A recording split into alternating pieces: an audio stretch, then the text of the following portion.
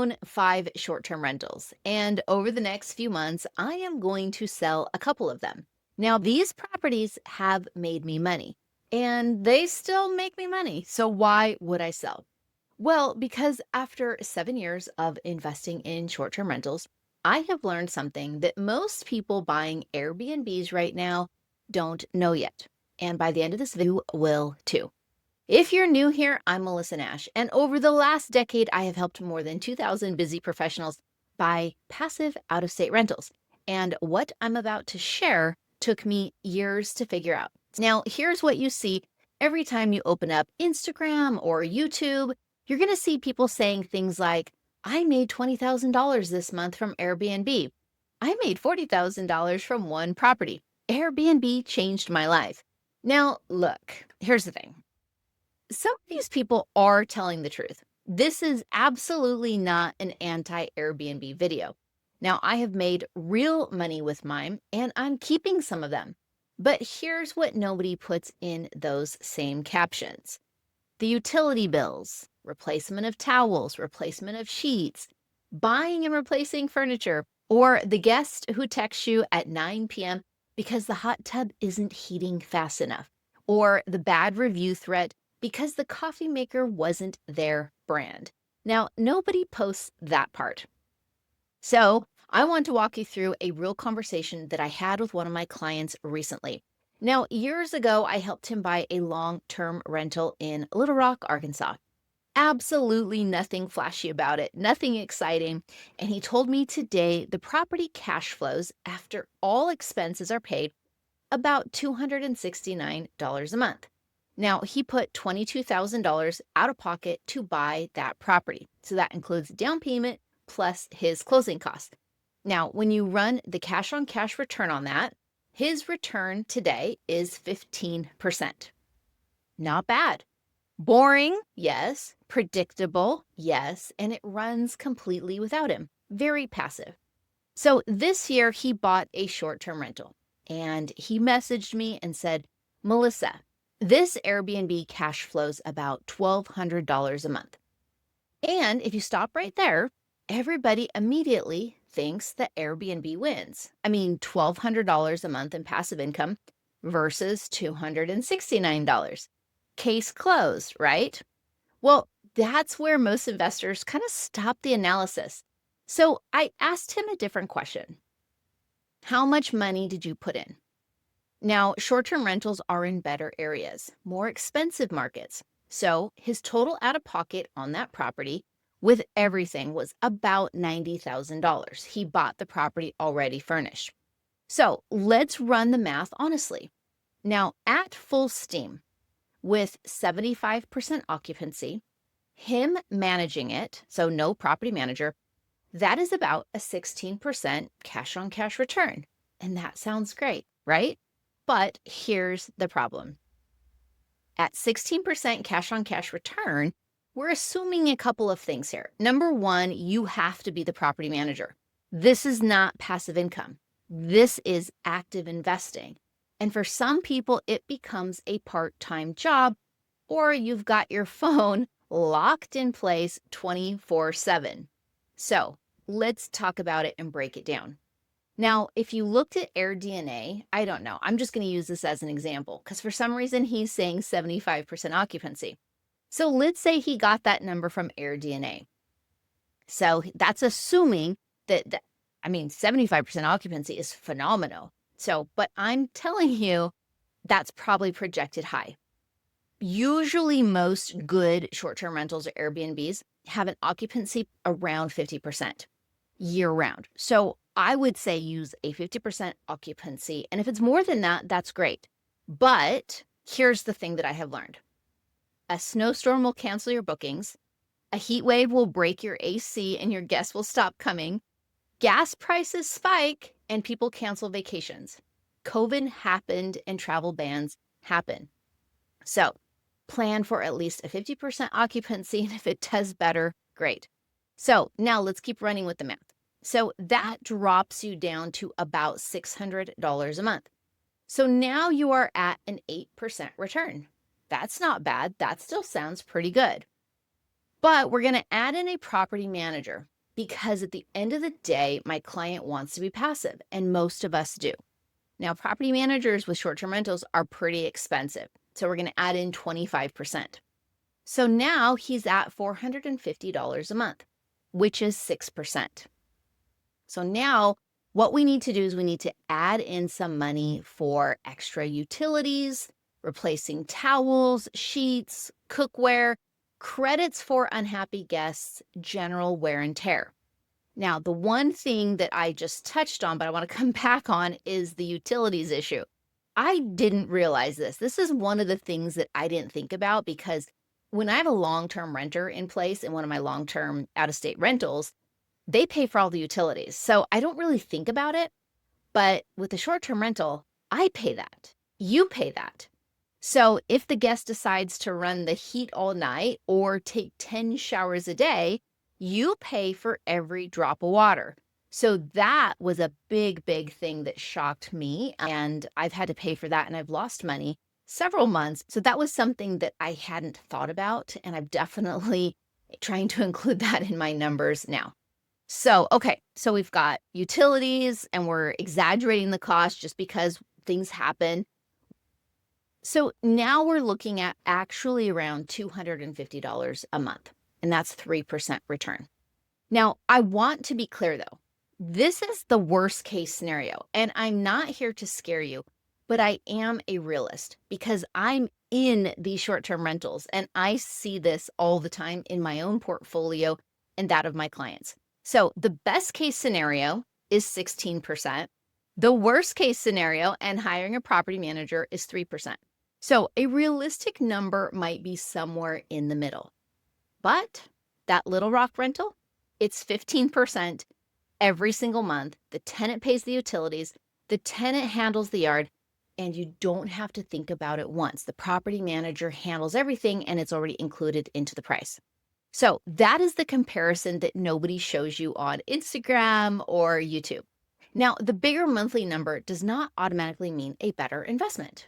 So you have to look at what you actually put in to really get that. So really quickly, if you're trying to figure out if that long-term rental strategy actually fits your goals and your numbers, that's exactly what I do on a free strategy call. The link is in the description. Come talk to me. Go to passivelyrichwithrentals.com and we will talk all about out-of-state long-term rentals. So, okay, back at it. Now, here's what people don't realize when they buy a short-term rental or an Airbnb. You are not actually buying a rental property. You are buying a hospitality business. Now, that's not a bad thing, but it is a thing.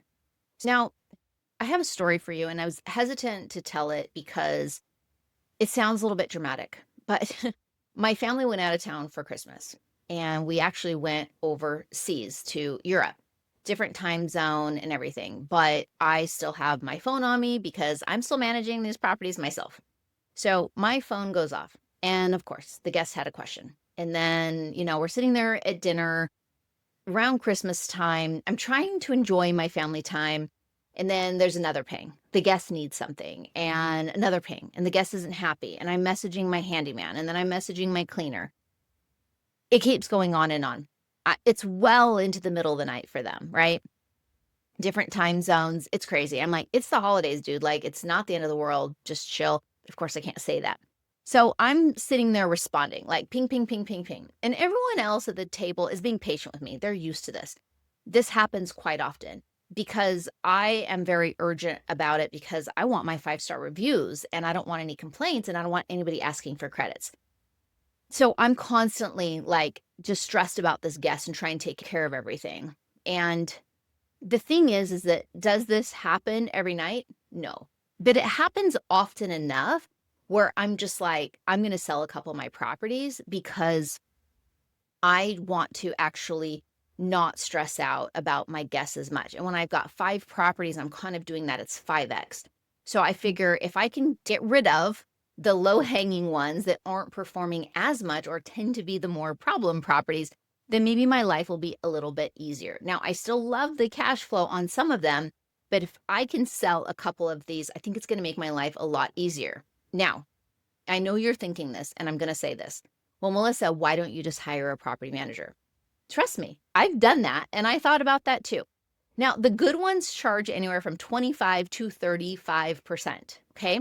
So you finally get the property performing well, and then you think, I'm just going to hand it over to a property manager. Well, guess what? They take a third of the profit.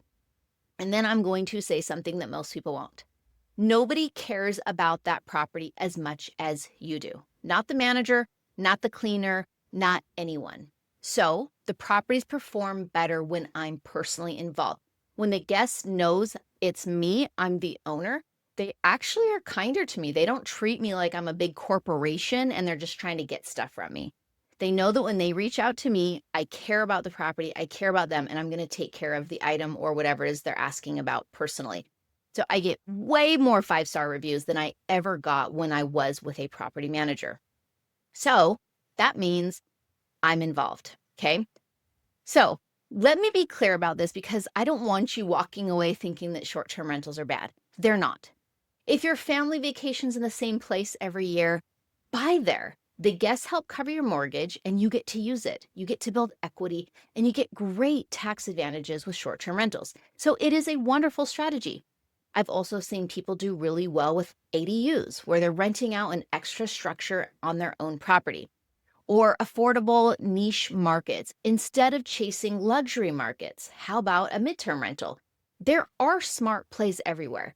The point isn't don't do it. The point is knowing what you're buying and why. So here's what I want you to sit with. What type of an investor do you want to be? Because if your goal is time freedom, if your goal is passive income, if your goal is something that runs without you, a short-term rental might not be the fastest path there. And that's honestly the truth of why I'm selling some of mine. They've done their job, they've made their money, and I don't regret any of it. But they don't fit into the life that I'm building anymore. Your strategy should support your life too. Your life shouldn't have to support your strategy.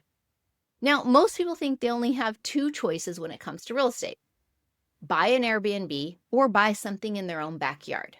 And that's not true. There is a third option. That is out of state, long-term, cash flowing rentals in markets that are actually cash flowing for investors and can be very passive. And here's what that actually looks like, because I want you to understand the difference.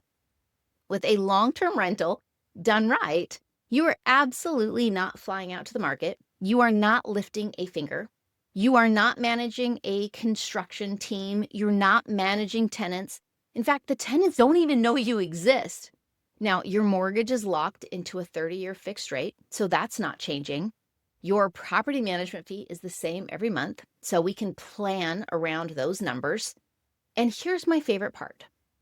The tenant is responsible for utilities, yard care, water, all of it. So they can take 10 bubble baths a day and you don't care. They're paying for the water, not you. That is the single biggest difference between short-term rentals and long-term rentals, okay? One is active and one is passive. In fact, that is how the IRS classifies them as well. Now, I work with clients to find properties in landlord-friendly markets with vetted teams who handle the renovations with warranties and property managers who place quality tenants and try to keep them as long as possible. You don't go to the market, you don't manage anything, and you don't have to chase that tenant down for a rent check. That is what I mean when I say replace your paychecks with rent checks. Now, a lot of my clients came to me after trying Airbnb first, not because it failed them, but because they realized that passive income and running a hospitality business are not the same thing. So if I could go back to 2018 and talk to myself before I bought my first short-term rental, I would still buy it. Like I said before, I don't regret any of it, but I'd also buy a lot more long-term rentals alongside it.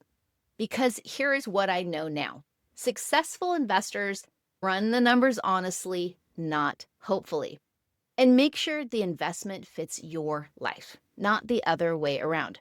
So, if you want help running those numbers and figuring out which strategy makes sense for where you are right now, come and talk to me. I do free strategy calls every week. The link is in the description. Click it. Let's build out your plan. And if this gave you a new way to think about investing, tell me where you're at, and I'll see you on the next one.